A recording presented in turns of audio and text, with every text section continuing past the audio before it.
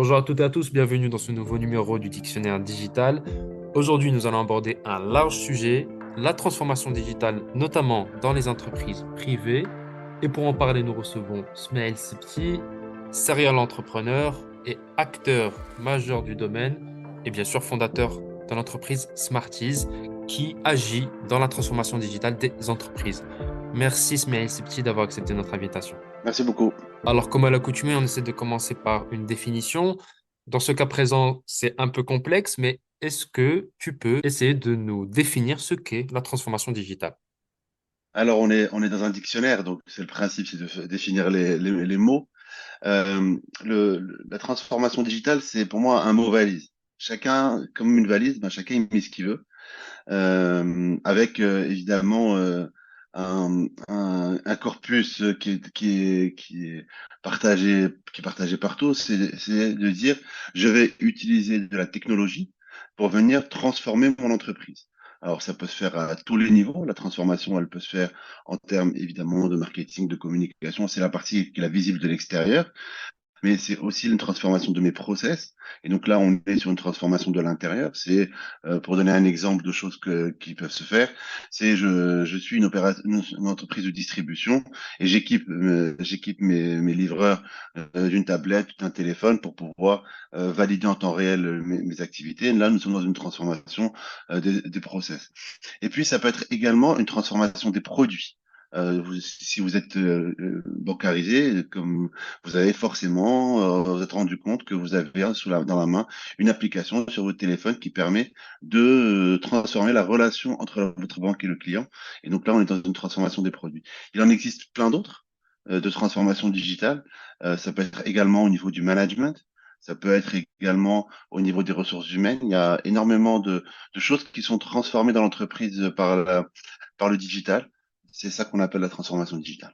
Les gens associent souvent la transformation digitale aussi à, on va dire, une perte d'emploi, en tout cas une transformation complète donc du paradigme des ressources humaines au sein d'une entreprise. Est-ce que tu peux nous parler de tout cela?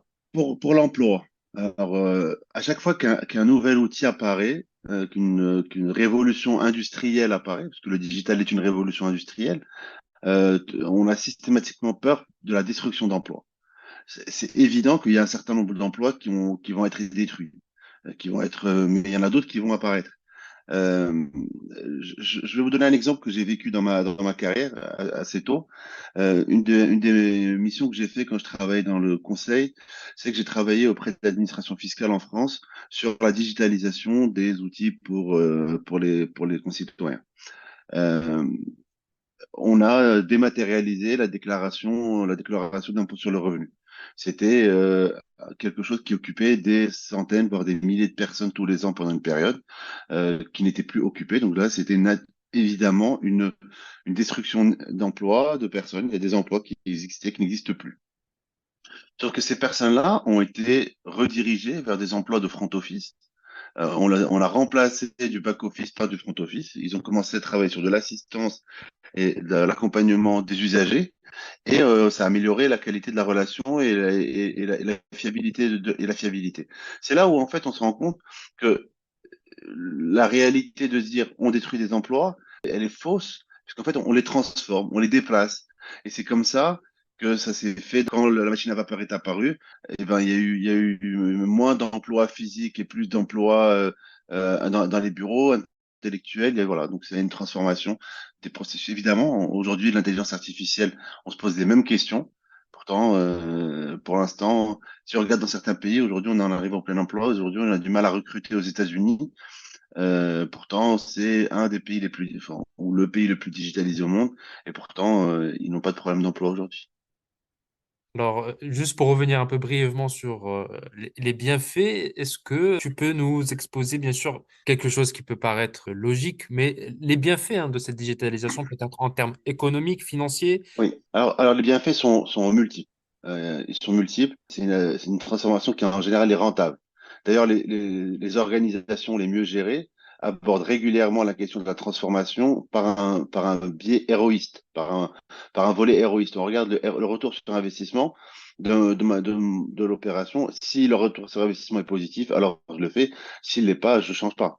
Et donc, le premier point, c'est effectivement économiquement, c'est rentable. On peut prendre des exemples, mais quand vous équipez vos livreurs d'une application qui leur permet d'optimiser leur tournée, bah, en fait, ils font moins de kilomètres, donc vous économisez du carburant, ils font plus de visites, donc vous augmentez leur rendement et vous leur faire passer moins de temps dans les bouchons et donc vous réduisez leur pénibilité et donc vous avez moins d'arrêt maladie. C'est pour prendre un exemple global de bout en bout sur un exemple précis. Donc il y a une dimension de rentabilité qui est évidente. Le deuxième avantage que vous avez avec les transformations digitales, euh, euh, c'est que vos clients, euh, vous augmentez la qualité de votre offre. Euh, à l'ère pré-digitale, pour faire un virement, vous pouvez le faire entre 9 heures et 16 heures en allant directement vous-même à la banque pour déposer un virement papier. Et il arrivait 3-4 jours après. Aujourd'hui, vous êtes n'importe où dans le monde, à n'importe quel moment, vous faites allez, en une dizaine de clics, vous avez envoyé un virement instantané à quelqu'un sans avoir besoin de parler à personne. Ça vous coûte entre 11 et 20 dirhams et ne soit même pas le prix d'un aller-retour pour y aller. Donc, une amélioration de la relation, de la qualité client. Parce qu'évidemment, la satisfaction client, quand je n'ai pas besoin de me déplacer jusqu'à la banque pour faire un virement, fait que je suis plus satisfait du service rendu. L'autre partie, c'est que on améliore aussi un volet au niveau des RH. Il y a une amélioration de la de la qualité de même à disposition, me permet de m'aider dans mon travail. Euh, et là, aujourd'hui, avec l'intelligence artificielle, c'est de plus en plus vrai.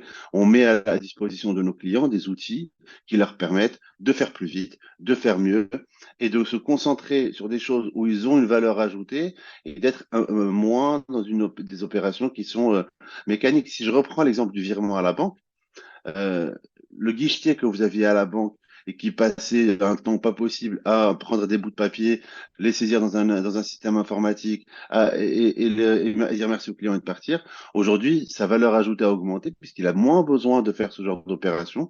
Et en revanche, il est plus dans un rôle de conseiller, d'accompagnement et pour la banque de commercial de pouvoir vendre plus de produits. Parmi les autres avantages que vous avez au niveau économique de la transformation digitale, c'est tout ce qui est traçabilité et suivi. Euh, vous avez augmenté également la sécurité, traçabilité, suivi. On parle dans l'industrie 4.0 de pouvoir avoir énormément de data au fur et à mesure que les process se déroulent, de pouvoir savoir où est-ce qu'il y a de la perte. Donc, dans toutes les logiques de ligne et d'optimisation des processus, et ben, toute la data que vous pouvez collecter grâce à la digitalisation vous permet d'identifier des adhérents, d'identifier les endroits où vous avez des problèmes et de pouvoir les retravailler, soit par de l'humain, soit par de la technologie. Donc, la data qui vous est fournie vous permet d'améliorer ce genre de choses. Merci beaucoup, Ismaël Sebti, pour tous vos éclairages. Merci beaucoup. C'était un plaisir d'être avec toi sur ce podcast Médic. Merci à toutes et à tous d'avoir suivi ce nouvel épisode du Dictionnaire digital. À bientôt.